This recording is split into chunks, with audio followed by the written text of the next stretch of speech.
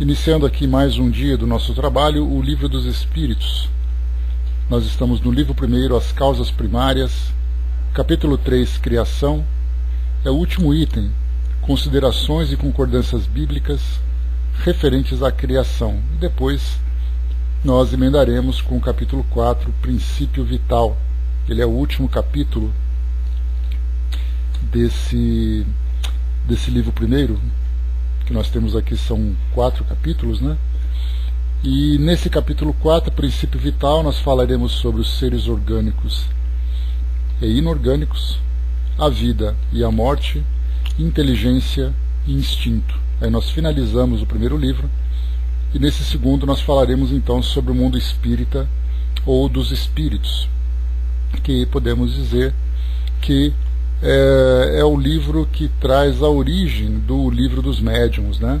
Nesse primeiro que nós estamos estudando, o livro 1, As Causas Primárias, ele teve como desdobramento o livro A Gênese, que agora o próximo livro então será baseado, né? será a base do livro dos médiuns, né? Falando portanto sobre a vinda, né, dos espíritos para o mundo material, indo para o mundo espiritual, a relação que existe entre essas duas dimensões, né? Então é um tema sempre bastante interessante para todos nós. Mas vamos lá, nós estamos aqui então nesse item Considerações e Concordâncias Bíblicas referentes à criação.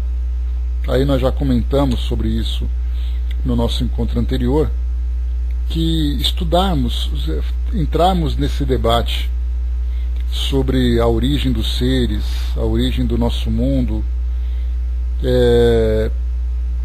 num debate entre ciência e textos bíblicos, nos tempos atuais, eles acaba sendo até alguma coisa bastante improdutiva, porque a mentalidade da nossa sociedade mudou bastante, né, a partir das tantas descobertas.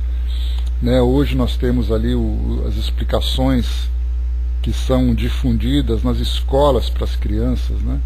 Naquela época isso era impensável, quando Kardec publicou então a primeira edição do Livro dos Espíritos, lá em 1857. Naquela época, o pensamento dominante, né, sobre as origens era o pensamento bíblico. Então foi, como nós comentamos nos estudos anteriores, em 1859, que Charles Darwin trouxe para nós a origem das espécies, trazendo, né, uma visão completamente diferente sobre a origem de todos nós, a nossa própria evolução. De lá para cá também a própria ciência evoluiu, a química, a física, a biologia, a geologia, também a astronomia, várias ciências, né, que evoluíram no decorrer desses mais de 150 anos. Então hoje, para nós ficar discutindo sobre Adão e Eva, sobre dilúvio, sobre eventos, né, que são descritos no livro Gênesis, para nós hoje é improdutivo, mas a gente segue, pelo menos a título de conhecimento, a título de estudos históricos, né, sobre esse item número 6, para entendemos que Kardec, então, quando ele apresentava esse item, ou também os itens anteriores, né, as questões anteriores, ele então enfrentava uma dominância desse pensamento religioso naquela época, e ele então foi combatido, foi criticado, foi atacado por trazer essas discordâncias, esse pensamento diferenciado. Então nós estudamos agora muito mais uma vez, como objeto de conhecimento de eventos históricos, que para nós hoje acaba não tendo, né, o mesmo valor que se tinha naquela época. Mas vamos lá. O item número 6, a questão aqui é a 59. Os povos fizeram ideias bastante divergentes sobre a criação, segundo o grau de seus conhecimentos. A razão apoiada na ciência reconheceu a inverossimilhança, né, de algumas teorias.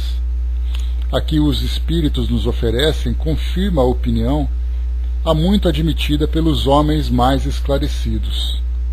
Bom dia, Juda. essa colocação de Kardec, né, admitida pelos homens mais esclarecidos, soa até mesmo como uma provocação, porque aqueles que eram estudiosos e estudantes dos temas religiosos se consideravam também esclarecidos, mas esclarecidos, versados nos temas relacionados àquelas escolas. Então, nesse caso, Kardec fala exatamente sobre a visão daqueles que eram esclarecidos à luz da ciência. E os espíritos, então, quando trouxeram para nós todas aquelas informações, elas então iam ao encontro daquilo que a própria ciência falava. Lembrando sempre que a doutrina espírita não tem nenhuma pretensão de desmentir ou confrontar a ciência. Ela utiliza a ciência, pelo contrário, como base de suas ideias relacionadas com os temas do mundo material, não do mundo espiritual. Agora, no que diz respeito ao mundo espiritual, aí então nós já encontramos uma divergência entre a doutrina espírita e as ciências, e as academias científicas. E Kardec, inclusive, faz uma colocação bastante contundente, dizendo que o mundo espiritual não é da alçada da ciência materialista. Porque a ciência materialista estuda sobre o mundo material. Falar do mundo espiritual é algo que não diz respeito a ela, ela não tem competência para isso. Então ele faz até algumas comparações, algo, por exemplo, semelhante à ideia de que você não pode chamar um músico para falar sobre teorias físicas, a menos que esse músico também seja físico. Do contrário, fica simplesmente na questão da opinião pessoal. Bom dia, Fatival. Então, dos homens esclarecidos, diz para nós aqui então, a objeção que se pode fazer a essa teoria é a de estar em contradição com os textos dos livros sagrados. Mas um exame sério nos leva a reconhecer que essa contradição é mais aparente que real, resultante da interpolação dada a passagens que, em geral, só possuíam sentido alegórico. Então aí também, a característica dessas obras. Então temos ali uma ideia mitológica, sentido alegórico, trazendo para nós ali uma visão apenas para ilustrar um momento que vivia a humanidade, sem trazer afirmações que tenham um caráter científico. Diz assim então, a questão do primeiro homem, na pessoa de Adão, como o único tronco da humanidade, hoje é a única sobre a qual as crenças religiosas têm de modificar-se. O movimento da Terra parecia, em determinada época, tão contrário aos textos sagrados, que não há formas da perseguição a que essa teoria não tenha dado pretexto. Não obstante, a Terra gira, malgrado os anátemas, e ninguém hoje em dia poderia contestá-lo sem ofender sua própria razão. Aqui porque nós tínhamos naquela época cientistas, principalmente na Europa, alguns ali da Ásia, mas principalmente na Europa, com estudos avançados sobre civilizações antigas. Nós lembramos, por exemplo, do Egito, lembramos ali da Mesopotâmia, ali naquela região do Oriente Médio. Então, encontraram ali vestígios de civilizações muito mais antigas do que aquelas que eram relatadas na Bíblia. Então dizia que tudo começou naquele ponto. Bom dia, Sandra.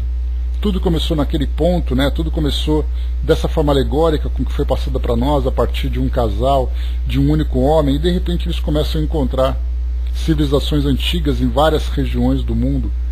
E isso então entra em contradição com tudo aquilo que era afirmado pelos textos sagrados, como algo que era absoluto.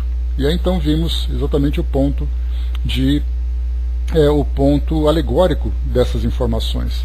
E quando ele coloca que não se poderia contestar aquelas informações sem ofender sua própria razão, nós encontramos, claro, aqueles que se baseiam exclusivamente nas informações religiosas, porque sua visão se encontra restrita à visão religiosa.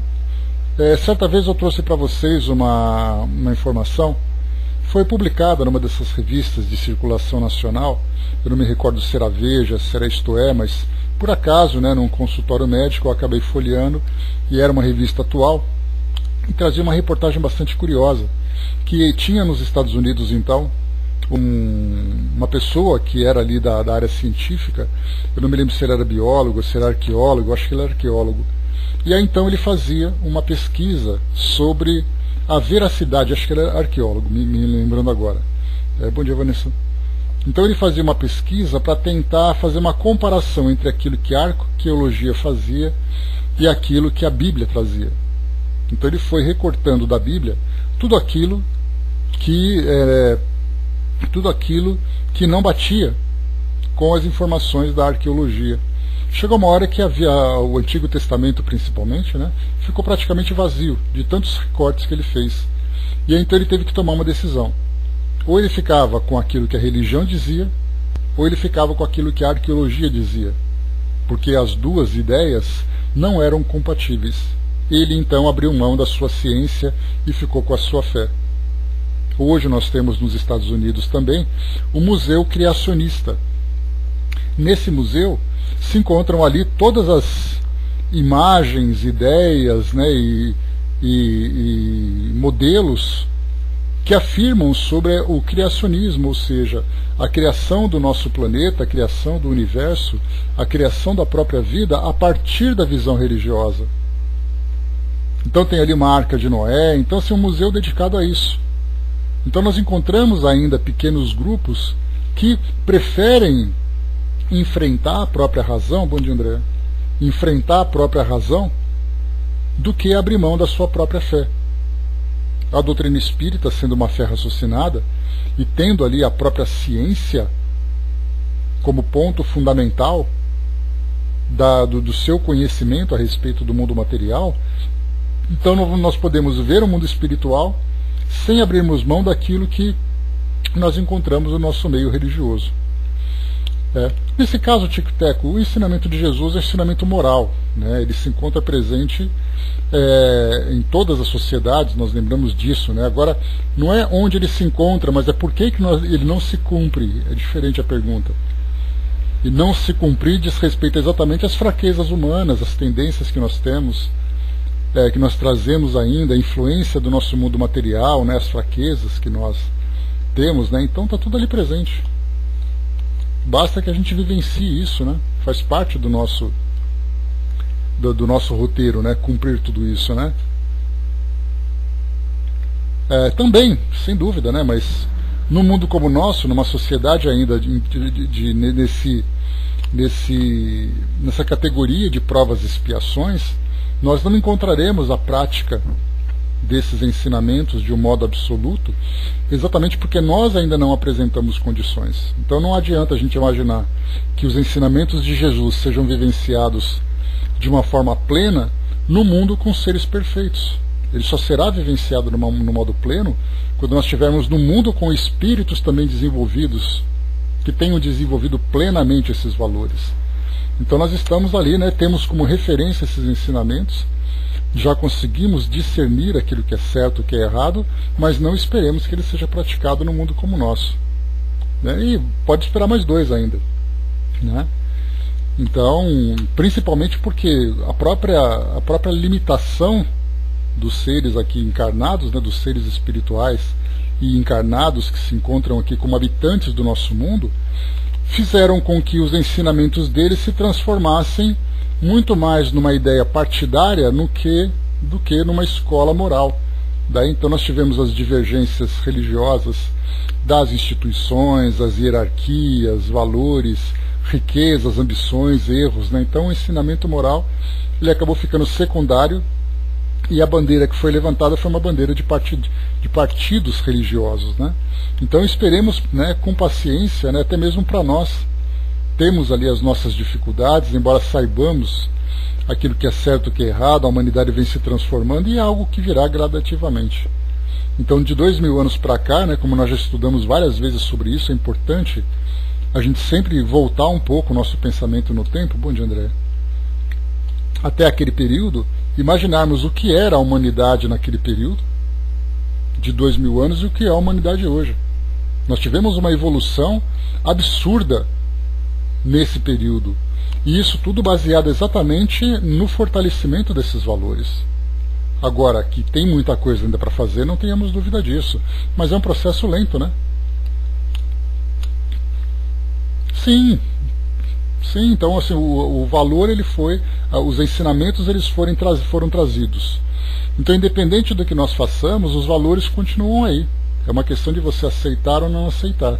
E para isso nós temos ali a regência, né? Estamos todos sob a regência da lei de causa e efeito. Se você descumpre, não é uma questão de punição, porque você vai ser castigado porque você não fez. É algo absolutamente natural. Você tem ali o percurso da sua vida. Se você se desvia daquilo que foi trazido para você como modelo de conduta, você se desvia e você provoca lesões em si mesmo ou provoca lesões nos outros. A partir do momento em que você provoca essas lesões, você é automaticamente chamado a restituir tudo aquilo no seu devido lugar. Esse é o efeito da lei de causa e efeito. Então tenhamos paciência, não adianta a gente querer que o nosso mundo se transforme, né, de uma hora para outra, entre aspas, nesses 2000 anos. Ainda tem muita coisa para fazer. Mas certamente vai acontecer, porque existe ali uma determinação de que todos nós evoluímos, né? Para que todos nós evoluamos. E assim vai. Uns vão mais rápidos, outros mais lentos, mas todos chegarão a essa condição. Pois é. E nem deve também, né? Mas vamos lá, então. Como nós falamos aqui, então aquele que não aceita aquilo que a nossa ciência traz a respeito da evolução do nosso mundo, da origem da vida, da origem do nosso universo e tudo mais, diante daquilo que é apresentado hoje, né, se Kardec dizia que naquela época já seria uma ofensa à razão você negar aquelas evidências, nos tempos de hoje, então, é completamente, né, irracional fazer isso. Mas nós temos ainda, né, porque nós já conversamos também em outras oportunidades, que a fé ela desperta em nós muitas paixões. E as paixões, como sempre, elas cegam. Não apenas as paixões no que diz respeito às relações afetivas. Uma pessoa apaixonada por outra é capaz de fazer loucuras, desde as loucuras mais românticas, mais engraçadas, até as loucuras mais destrutivas. Então o sentimento de paixão ele envolve também a questão da fé. Ele envolve questões partidárias, ele envolve questões de time de futebol, vai Corinthians, e aí então essa paixão acaba cegando as pessoas. E nesse momento em que você fica cego, você é capaz de fazer as maiores insanidades. Não apenas contra os outros, mas muitas vezes até mesmo dentro do campo do pensamento. E aí você vê, dos estudos que nós temos hoje, da história, da geografia, da geologia, da arqueologia, da astronomia, nós vemos hoje tantas pesquisas, documentários, né, como eu disse no início, as crianças aprendem isso na escola hoje, estudam sobre os dinossauros, nós temos hoje crianças que fazem passeios. Aqui em São Paulo, por exemplo, nós temos uma exposição no Zoológico de São Paulo com animais pré-históricos. Vai no Museu Catavento, nós temos ali, né, a produção de audiovisual também falando sobre o mundo pré-histórico. Então uma criança hoje de 2, 3 anos de idade que visita um ambiente como esse já vê que o nosso planeta teve um caminho diferente daquele que é trazido para nós nos meios religiosos, dos livros sagrados. Exato, né? Paixão é fogo e amor é lenha, por aí. E esse fogo muitas vezes pode ser bastante ardente, né, e até mesmo perder o controle. Mas nós encontramos ainda aqueles que preferem, não, eu prefiro acreditar nisso, porque essa é a palavra, eu prefiro acreditar nela, vai. E cada um depois vai então encontrando, né, o esclarecimento no seu devido tempo. Diz ainda para nós aqui nesse trecho, né, como eu falei para vocês, a gente está lendo essa passagem, essa questão número 59, muito mais a título de conhecimento, para entendermos o pensamento da época, do que algo que vai acrescentar de fato, né, um elemento novo aqui no nosso mundo atual, porque as coisas estão tão bem esclarecidas que para nós isso aqui acaba sendo um pensamento quase que infantil, né? Mas vamos lá, porque mais uma vez é a título de conhecimento, né? A Bíblia diz igualmente que o mundo foi criado em 6 dias, e fixa a época da criação em cerca de 4.000 anos antes da era cristã. Antes disso, a Terra não existia. Ela foi tirada do nada. O texto é formal, e eis que a ciência positiva, a ciência inexorável, vem provar o contrário. A formação do globo está cravada em caracteres indeléveis no mundo fóssil, e está provado que os 6 dias da criação representam outros tantos períodos, cada um deles talvez de muitas centenas de milhares de anos. E não se trata de um sistema, uma doutrina, uma opinião isolada, mas de um fato tão constante como o movimento da Terra, e que a teologia não pode deixar de admitir prova evidente do erro em que se pode cair quando se toma ao pé da letra as expressões de uma linguagem frequentemente figurada. Herculano Pires traz para nós aqui uma nota de rodapé. Ele diz assim: as recentes declarações, olha só, as recentes declarações do Papa Pio XII, admitindo os cálculos da ciência para a formação da Terra, confirmam o texto de Kardec nesta nota. Então, quer dizer, o Papa Pio XII era o Papa daquela época. Depois veio o Papa João Paulo II, Papa Bento XVI, Papa Francisco, né? Os papados foram se sucedendo. Então a gente vê não apenas o tempo desse texto de Kardec, como o próprio texto de Herculano Pires, que foi o tradutor dessa obra. Então vamos em frente, né? Estamos aqui fazendo aqui uma viagem no passado. Devemos concluir então que a Bíblia é um erro? Não, mas que os homens se enganam na sua interpretação. Ele traz aqui mais um comentário para nós, dizendo o seguinte: advertência aos que condenam a Bíblia sem levar em conta os fatores históricos e a linguagem figurada do texto. Né? Então aqui apenas um comentário a título de informação. A ciência, escavando os arquivos da Terra, descobriu a ordem em que os diferentes seres vivos apareceram na superfície. E essa ordem concorda com a indicada no Gênesis, com a diferença de que essa obra, em vez de ter saído miraculosamente das mãos de Deus, em apenas algumas horas, realizou-se sempre pela sua vontade, mas segundo a lei das forças naturais, em alguns milhões de anos. Deus seria, por isso mesmo, menor e menos poderoso? Sua obra se tornaria menos sublime por não ter o prestígio da instantaneidade? Evidentemente não. É preciso fazer da divindade uma ideia bem mesquinha para não reconhecer a sua onipotência nas leis eternas que estabeleceu para reger os mundos. A ciência, longe de diminuir a obra divina, nos-la mostra sob um aspecto mais grandioso e mais conforme com as noções que temos do poder e da majestade de Deus, pelo fato mesmo de ter ela se realizado sem derrogar as leis da natureza. Então, aqui, naquela época, quando falava-se sobre a origem do homem, né, a evolução das espécies, a formação do nosso planeta durante aqueles bilhões de anos, os cientistas contestando e confrontando as ideias religiosas, nós acabamos tendo ali uma ruptura bastante significativa entre ciência e religião, fazendo com que uma se tornasse inimiga da outra. Então elas ficavam se enfrentando, cada uma tentando condenar suas próprias ideias.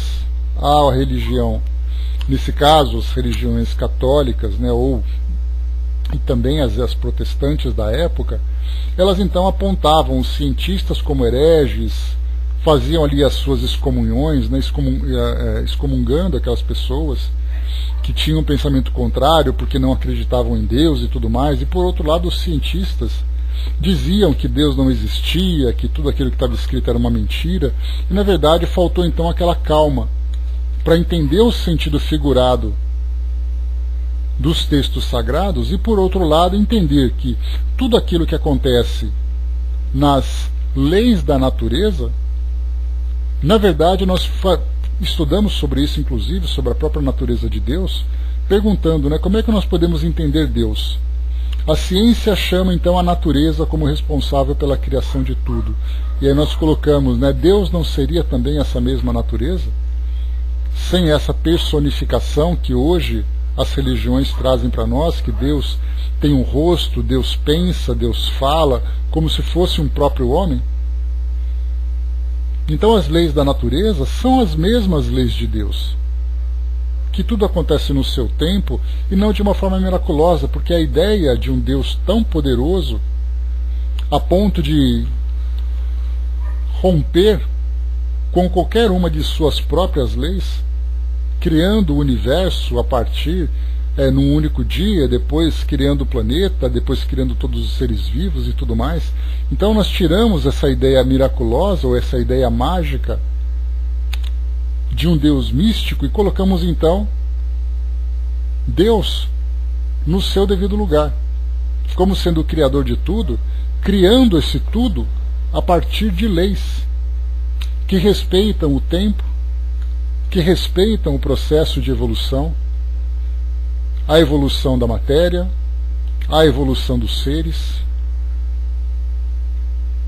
Exatamente então, não, no caso da doutrina espírita, ela nos coloca exatamente naquele espaço que existe entre religião e ciência, porque uma pergunta que se faz é: a ciência é chamada evolucionista, a religião é chamada de criacionista. E a doutrina espírita, o que ela é? Ela é criacionista e evolucionista. Se as religiões afirmam que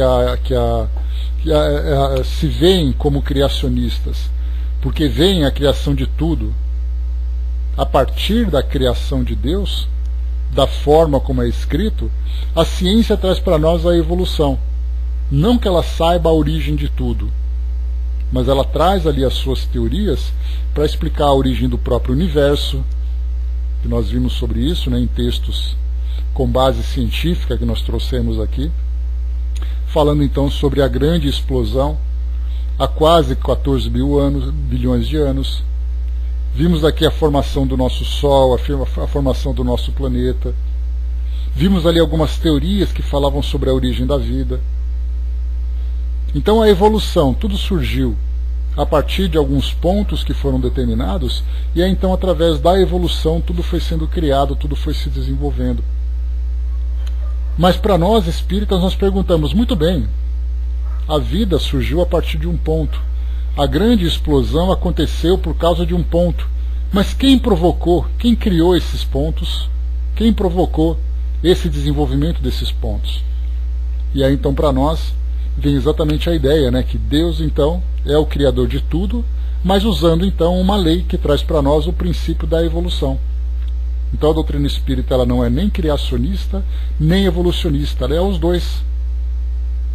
Tendo como origem a inteligência suprema, a causa primeira de todas as coisas, mas utilizando leis da natureza para fazer a sua evolução. Exatamente então aquele ponto intermediário entre o pensamento religioso e o pensamento científico.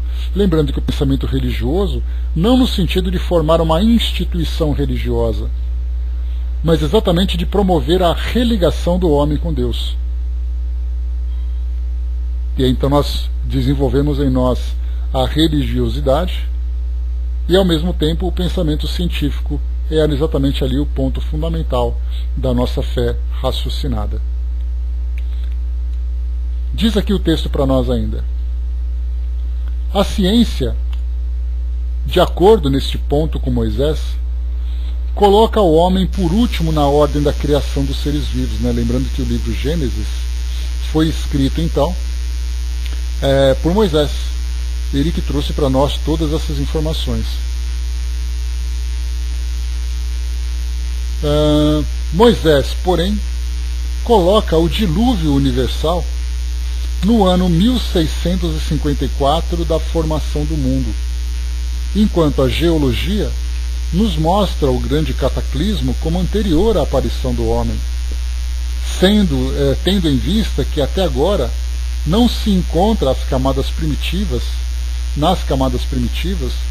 nenhum traço de sua presença, nem da presença dos animais, que sob o ponto de vista físico são da sua mesma categoria. Mas nada prova que isso seja impossível. Várias descobertas já lançaram dúvidas a respeito, podendo acontecer, portanto, que de um momento para outro se adquira a certeza material da anterioridade da raça humana, e então se reconhecerá que nesse ponto, como em outros, o texto bíblico é figurado.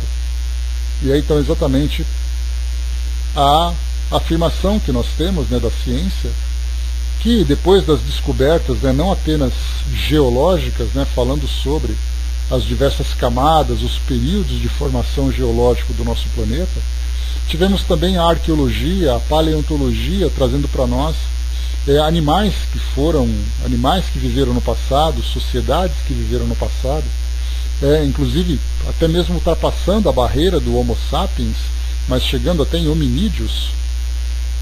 Eu estou aqui nesse site, André, deixa eu pegar para vocês aqui. Eu estou nesse site aqui, que é, né, lá no WordPress, livrodosespíritos.wordpress.com, e aí então ele é baseado na tradução de Herculano Pires, tá? Fica mais fácil a gente trabalhar com essa versão digital. Gabriel, bom dia. Então aqui o que nós temos então, porque a versão é tradução diferente, né? Dá uma olhadinha nesse site então aqui, que ele tem as colocações de Herculano Pires. Então aqui o que foi apresentado para nós aqui por Kardec, nessa colocação, então nós tivemos essas diversas descobertas. Como eu cheguei a comentar com vocês no encontro passado, naquela época as descobertas arqueológicas elas não eram tão frequentes. Inclusive nós tivemos ali várias farsas que foram encontradas, né, de pseudocientistas que encontravam ali crânios de alguns animais. Eles falavam sobre seres que eram hominídeos, que eram da origem, né, que deram origem à humanidade e tudo mais. Então muitos debates aconteceram naquela época. Então as principais descobertas arqueológicas, trazendo para nós ali fósseis de seres humanos e hominídeos, aconteceram a partir ali do final do século XIX e ali a partir do século XX também.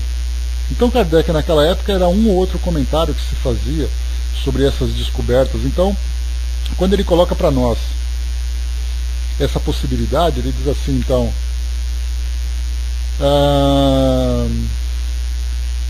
fala sobre o dilúvio, né?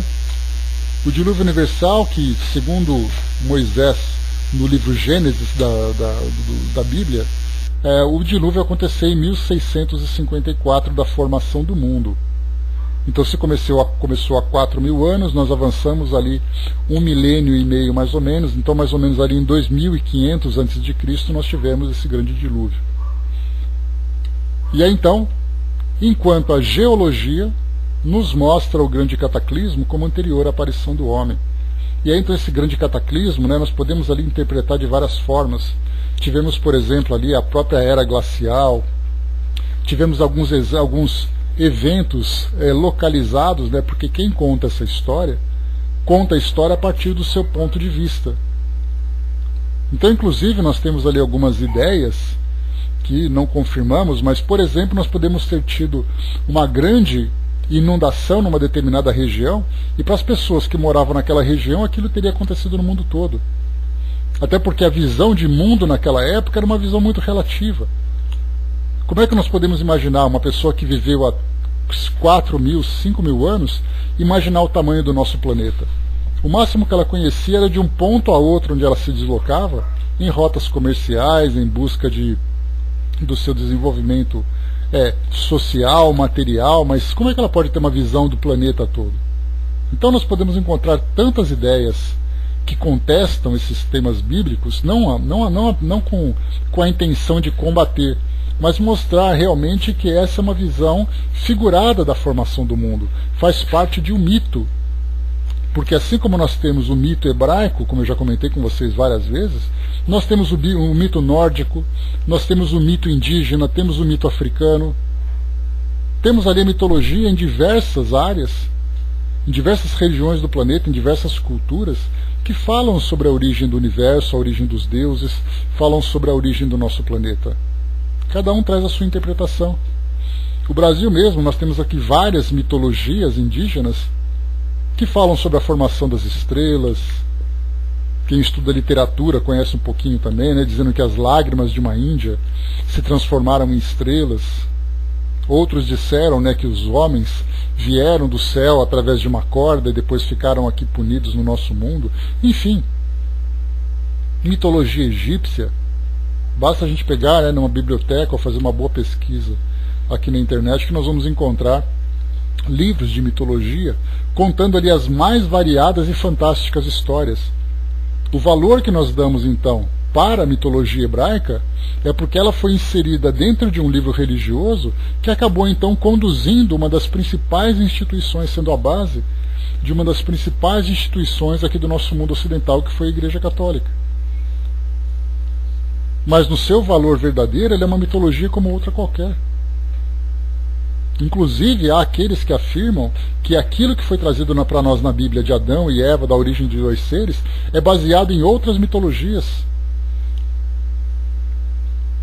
Então, para nós hoje é tão fácil contestarmos essas ideias e vermos o seu valor alegórico, o seu valor mitológico, do que pegarmos essas ideias como sendo definitivas com uma base científica para falar sobre a origem de tudo.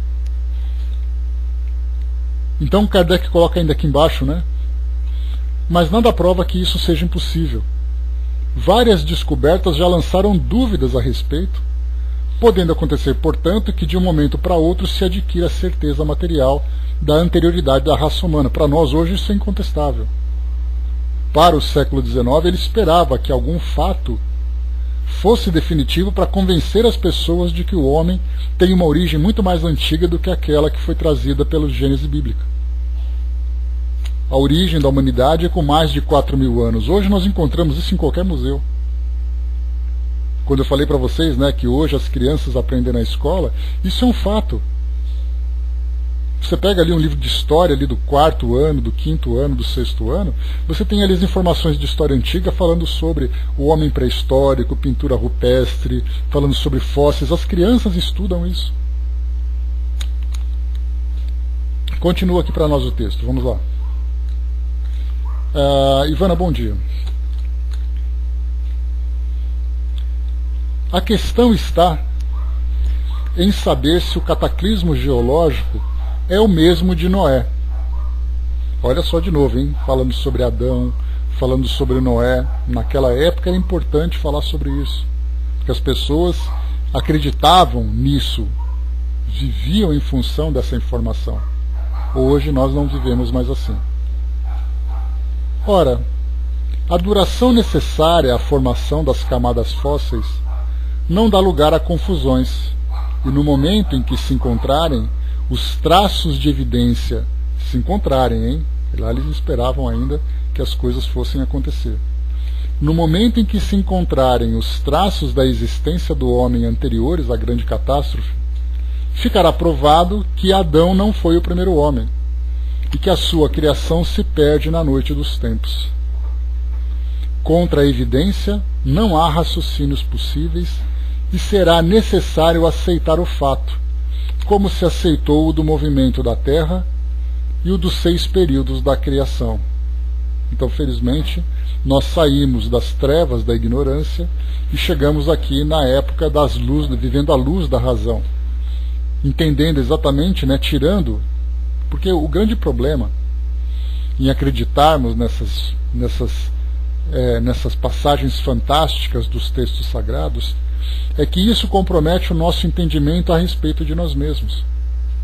Então entendemos que somos espíritos imortais, entendemos ali que temos uma responsabilidade muito grande na nossa existência aqui do nosso planeta, tira para nós o foco da ideia de um Deus mágico que castiga, que pune, que traz para nós a ideia de um céu, de um inferno com condenação, ou uma premiação eternas,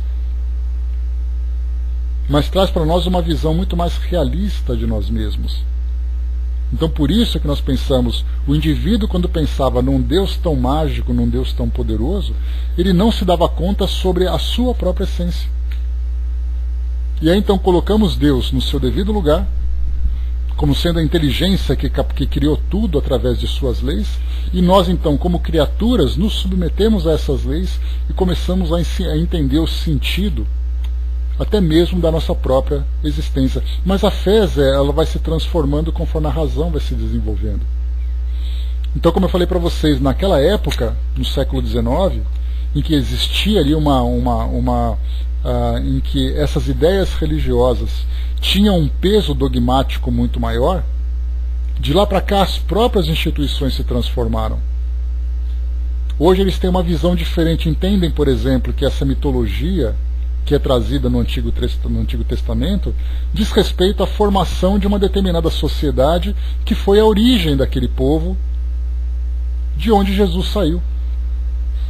Mas se nós pensarmos, por exemplo, para um chinês que tem ali um pensamento muito mais antigo que isso, a ideia de Jesus tem pouca importância. A ideia não de Jesus essencialmente, mas a ideia da mitologia do povo hebraico, que foi a origem de Jesus, tem pouca importância, porque eles têm as suas próprias histórias. Então a visão da formação do mundo, a origem de tudo para eles, é muito diferente. A própria ideia do islamismo, por exemplo, embora se baseie inicialmente na Gênese bíblica, pegou um caminho diferente e começou também a dar valor diferente às personalidades, às histórias. Então, de lá para cá, a própria Igreja Católica, a gente lembra disso, né, a partir da reforma religiosa no século XVI, começou a se questionar sobre aquilo que as religiões falavam, ou que a Igreja falava, e sobre aquilo que a própria religião falava. E aí então foram formadas academias dentro das religiões. Então nós tivemos ali uma história, bom dia, abraço. Tivemos ali a criação de grupos de estudos astronômicos. Tivemos cientistas dentro das religiões e começaram a fazer uma interpretação diferente. Mas aí você sabe, Zé, que corintiano virar palmeirense é uma coisa meio impossível, mas palmeirense virar corintiano é uma coisa viável. Basta que o tempo passe, que tudo vai dando certo. Então, com calma, as coisas vão acontecendo. É tudo uma questão de tempo, eu te falei. Vanessa, você vai evoluir, Vanessa, acredite. Vai evoluir, todo mundo evolui. Então, assim, é uma questão de tempo, de paciência, de calma, tudo vai acontecendo. Vamos lá, diz para nós assim, então. Todo mundo nega, mas depois acontece. A existência do homem, antes do dilúvio geológico, não há dúvida, ainda hipotética. Observem bem. A ideia da existência do homem antes do dilúvio é uma hipótese naquela época. Mas eis como nos parece menos, admitindo-se que o homem tenha aparecido pela primeira vez na Terra há 4.000 anos antes do Cristo, se 1650 anos mais tarde toda a raça humana foi destruída, com exceção apenas de uma família, constitui-se que o povoamento da Terra na data de Noé, ou seja, 2.350 anos antes da nossa era. Ora, quando os hebreus emigraram para o Egito, no 18º século, encontraram esse país bastante povoado e já bem avançado em civilização. A história prova que, nessa época, a Índia e outros países eram igualmente fosforescentes, mesmo sem levarmos em conta a cronologia de certos povos, que remonta a uma época ainda mais recuada. Teria sido então necessário que no 24º ao 18º século, a gente está voltando, né, porque é antes de Cristo, quer dizer, num espaço de 600 anos, não somente a posteridade de um único homem tivesse podido povoar todas as imensas regiões então conhecidas, supondo-se que as outras não tivessem povoadas, mas também que, nesse curto intervalo, a espécie humana tivesse podido elevar-se da ignorância absoluta do estado primitivo ao mais alto grau de desenvolvimento intelectual, o que é contrário a todas as leis antropológicas. A diversidade das raças humanas vem ainda em apoio desta opinião. O clima e os hábitos produzem, sem dúvida, modificações das características físicas, mas sabe-se até onde pode chegar a influência dessas causas, e o exame fisiológico prova a existência, entre algumas raças, de diferenças constitucionais mais profundas do que as produzidas pelo clima. O cruzamento das raças produz os tipos intermediários. Tende a superar os caracteres extremos, mas não cria estes, produzindo apenas as variedades. Ora, para que tivesse havido cruzamento de raças, era necessário que houvesse raças distintas. E como explicarmos a sua existência dando-lhes um tronco comum e, sobretudo, tão próximo? Como admitir que, em alguns séculos, certos descendentes de Noé se tivessem transformado a ponto de produzirem a raça etiópica, por exemplo? Que seria, nesse caso, hoje nós chamamos, então, de raça negroide. Então, o que nós vemos hoje, nessas afirmações de Kardec, é mais ou menos aquilo que nós chegamos a ler no encontro passado, que eu trouxe para vocês textos de base científica, histórico-científica, que falava exatamente sobre a diversidade das raças, a origem comum na região da África. Depois, com o passar do tempo, milhares de anos foram se sucedendo, e cada grupo então foi motivado a se deslocar em regiões diferentes. Então nós tivemos ali aqueles que foram se deslocando. Segundo as afirmações, nós temos documentários hoje que são produzidos que trazem para nós essas teorias, que os grandes deslocamentos aconteceram no litoral, exatamente porque os homens buscavam as fronteiras, então eles seguiam pelo litoral, até tinham como referência, tinham ali comida, tinham ali ambientes mais favoráveis. Então saíram da África, migraram em direção à Ásia. Outros grupos mais tarde foram em direção à Europa. Daqueles que foram para a Ásia, alguns foram para o norte, lá na região da Rússia, e atravessaram o Estreito de Gibraltar, povoando ali a América do Norte. Outros saíram daquela região da África e foram em direção à Oceania, e dali também, navegando, foram em direção à América do Sul, passando ali pela Ilha de Páscoa, chegando ali naquela região ali do Chile. E aí então começaram a habitar. E aí então, com o passar do tempo, segundo essas teorias, e a adaptação desses seres, cada uma em épocas diferentes, e o tempo foi passando, eles foram se adaptando, sofrendo modificações genéticas para se adaptarem nesses grupos. Daí então nós temos aqueles que têm a pele negra, o outro tem a pele branca, o outro tem o olho puxado. Então essas mudanças aconteceram durante milhares de anos. Então hoje nós temos essas teorias, mas todos partiram de um ancestral comum, exatamente aqueles que viviam na África, de acordo com os fósseis que foram encontrados.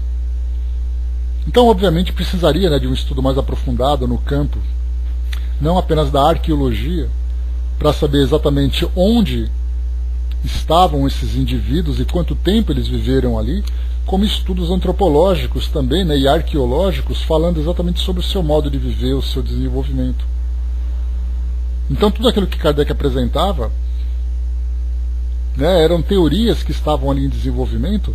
Lembrando, por exemplo, que Darwin, quando lançou o livro dele A Origem das Espécies, muito antes disso ele estava ali na sua grande viagem pelo mundo afora, inclusive ele passou pelo Brasil. Não, Brás, a Pangeia ela tem de um tempo muito mais antigo, segundo os estudos arqueológicos. Então, quando os homens surgiram, o planeta já estava com a configuração que ele tem atualmente. Então não existia naquela época ainda os homens, esses seres mais evoluídos. O que se encontra, por exemplo, tanto que a gente tem nessas pesquisas que falam sobre a Pangeia, mostrando o encaixe da América do Sul na África, não apenas o formato, mas as pesquisas que foram feitas de fósseis de animais muito antigos que se encontravam nos dois litorais.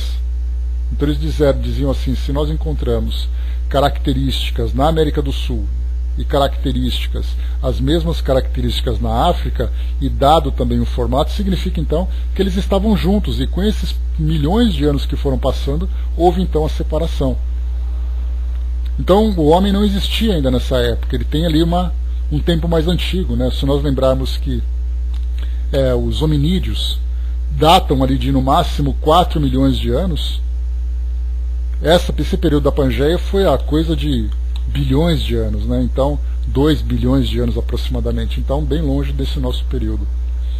Então, o que é colocado para nós então desses estudos, dessas teorias, né, que falam para nós sobre a própria evolução dos homens, dos indivíduos. Naquela época, então, eu falava de Darwin, né? Deixa eu voltar aqui ao meu raciocínio inicial. Então Darwin, naquela época, ele fazia então as suas viagens, viajou por várias partes do mundo, passou aqui pelo Brasil, né? Teve ali uma visita lá no Rio de Janeiro, lá na Floresta da Tijuca. Tem ali inclusive alguns documentos, né, que mostram a sua passagem. Ele inclusive falava sobre a escravidão no Brasil quando ele chegou por aqui. Eis então que ele desceu, atravessou ali embaixo, né, o Estreito de Magalhães, lá no final da América do Sul, subiu ali pelo Pacífico e chegou exatamente em Galápagos, onde foi ali o seu grande trabalho. Mas ele fez uma viagem pelo mundo todo. Então ele desde 1840 e alguma coisa, 1850, né, exato, né, Andréa? Passou ali por aquela região dos lagos, no Rio de Janeiro e tudo mais. Então, uma viagem longa. Então o livro que foi publicado em 1859 foi o desfecho de toda a viagem que ele fez. Assim como ele também fazia essa viagem para falar sobre a evolução das espécies, nós tínhamos outros cientistas que faziam pesquisas antropológicas, arqueológicas. E as grandes descobertas começaram a surgir naquela época, até porque os meios de comunicação, os meios de transporte, a gente lembrava que a partir do século XVI, século XV, nós tivemos ali os grandes navios, as descobertas que nós tivemos aqui do mundo ocidental. Então toda essa evolução tecnológica da humanidade permitiu também, né, essas grandes pesquisas. Porque como é que nós podemos imaginar um homem que poderia se considerar um grande cientista estagnado numa mesma região? Por isso então essa evolução da nossa sociedade permitiu também essas grandes descobertas. Daí então que nós temos nesses últimos 2, 3 séculos esse grande período onde muitas novas ideias surgiram, muitas outras tantas descobertas. E continuam para nós aqui, vamos lá.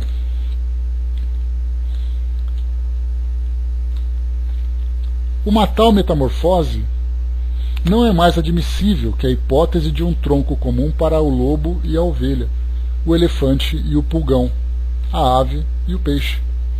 Ainda uma vez, nada poderia prevalecer contra a evidência dos fatos.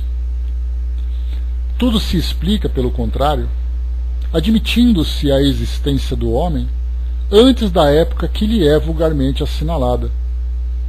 A diversidade das origens, Adão, que viveu há 6.000 anos, como tendo povoado uma região ainda inabitada, o dilúvio de Noé como uma catástrofe parcial, que se tornou um cataclismo geológico, e tendo-se em conta, por fim, a forma alegórica peculiar ao estilo oriental, que se encontra nos livros sagrados de todos os povos. Eis porque é prudente não se acusar muito ligeiramente de falsas as doutrinas que podem, cedo ou tarde, como tantas outras, oferecer um desmentido aos que as combatem. As ideias religiosas, longe de se perder, se engrandecem ao marchar com a ciência. Esse único meio de não apresentarem ao ceticismo um lado vulnerável. Então nós lembramos sempre que Kardec, tratando desse tema, né, e chegamos aqui inclusive a avaliar um pouco mais, deixa eu só voltar um pouquinho aqui, peraí. A ver no livro A Gênese, quando fala para nós que a doutrina, o espiritismo caminha par a par com a ciência. Se aparecer um ponto novo, ele vai aceitar; se aparecer um ponto errado, ele vai corrigir. Agora, quando nós pegamos as religiões estabelecidas que nós temos hoje, que trazem ali seus dogmas, muitas vezes elas se sustentam nesses dogmas. E quando você tira essa base, a instituição se desmorona. Então, mesmo que muitas vezes você veja que alguma coisa já não é mais compatível com aquela ideia antiga, você não pode mudar, porque você está preso a ela. Então, na verdade, o que nós vemos é simplesmente vamos ignorar esse ponto, vamos cuidar da alma, vamos cuidar daquilo que existe no céu, para a gente não precisar debater os pontos fundamentais que sustentam a fé. Porque se mexer com ela, ela vai desmoronar. A doutrina espírita não pode ter esse medo. Então é desses pontos vulneráveis que Kardec comenta. Porque se você traz esses dogmas que são vulneráveis, que você não tem como defender, você sofre constantemente ataques ou simplesmente perde a credibilidade. A doutrina ela tem por princípio fundamental, até pela metodologia como ela foi desenvolvida, trazer respostas. Ela nunca pode deixar algo sem resposta. Ela pode deixar que não sabe como as coisas são, mas ela nunca pode dizer que as coisas são assim porque são assim. Porque se vier uma ideia nova, ela vai evoluir, ela vai se transformar. Aqui nós temos também no final, só para a gente poder concluir esse nosso texto, Herculano Pires traz para nós, quando se fala sobre esse grande cataclismo geológico, falando sobre o dilúvio de Noé e tudo mais, ele diz assim para nós num texto de rodapé, bem interessante.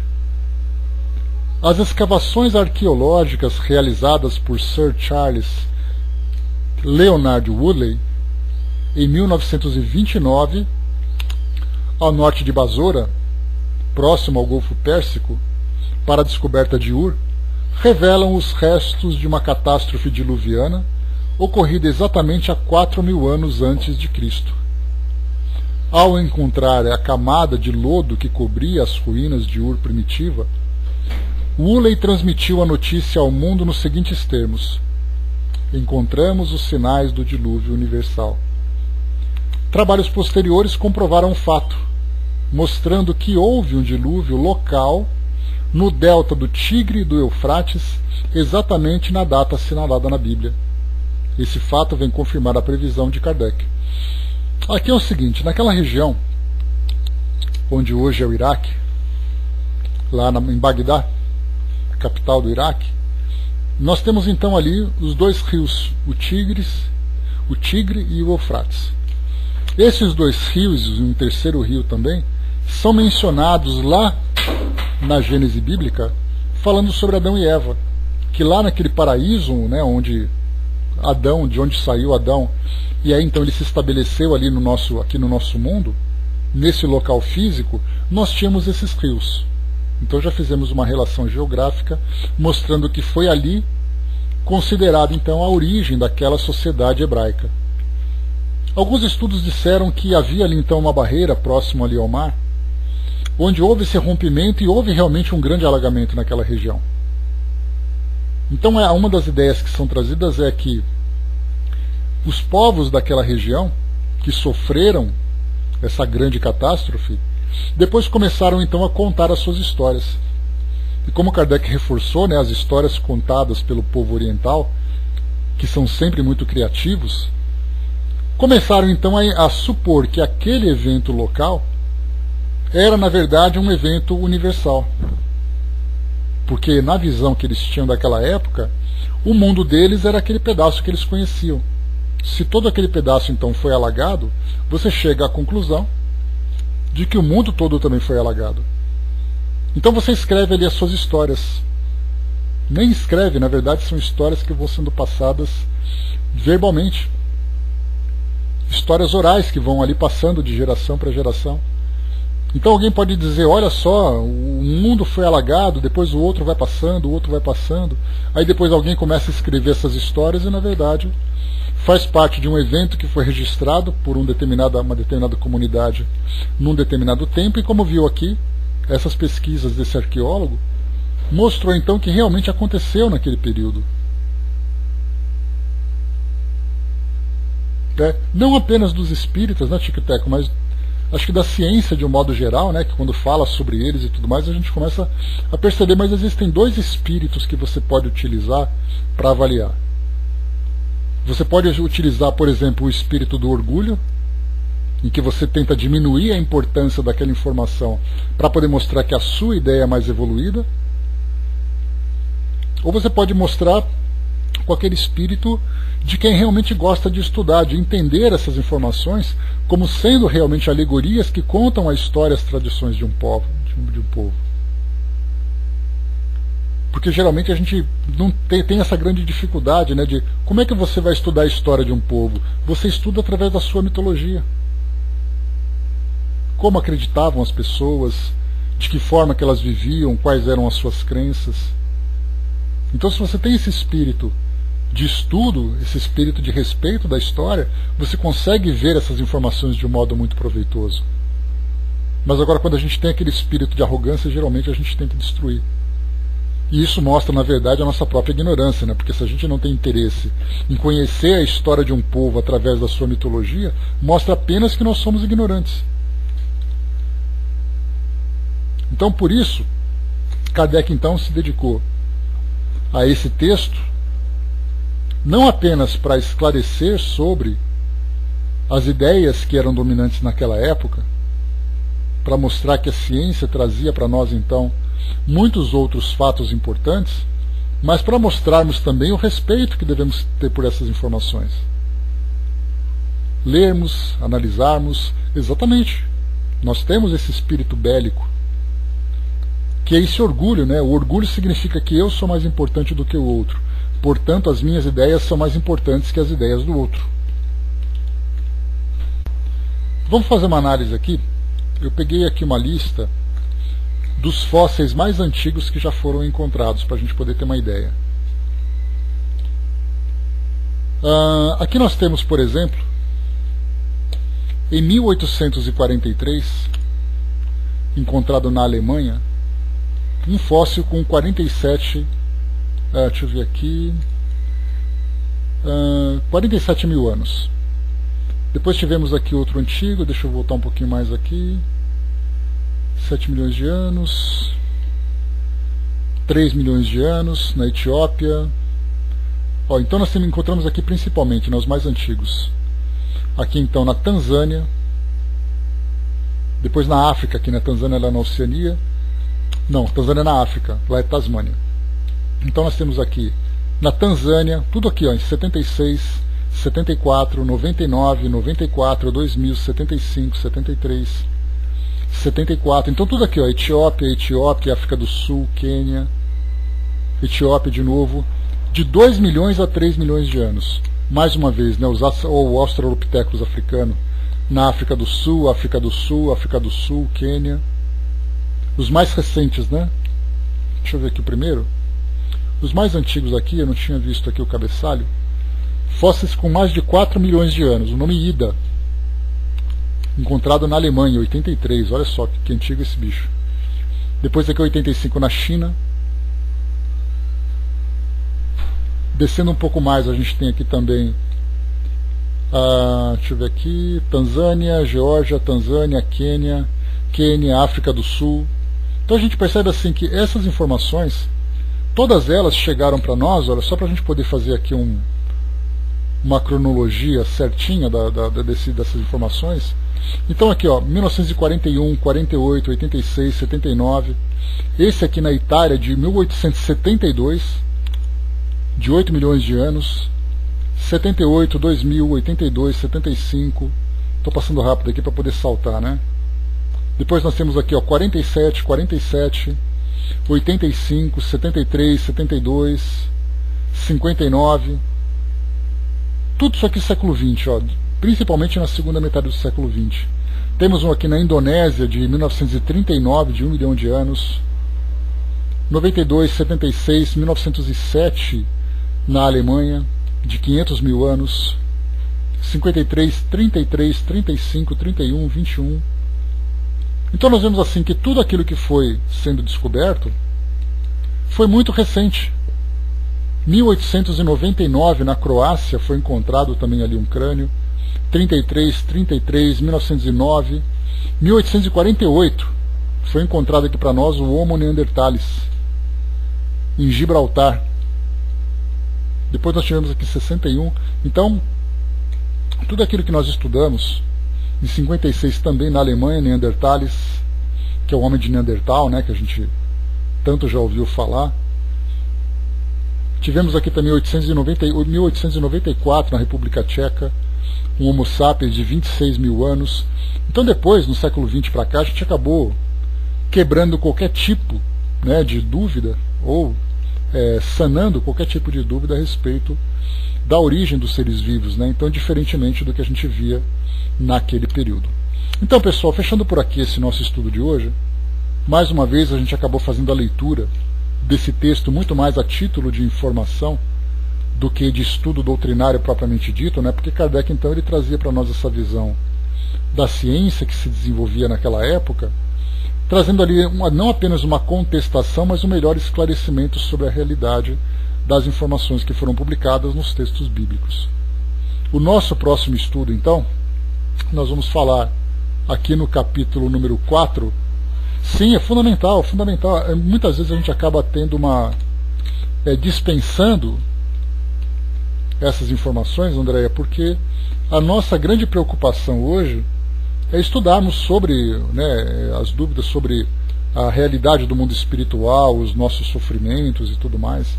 Então nós acabamos não dando, né, a devida atenção para esses tipos de texto.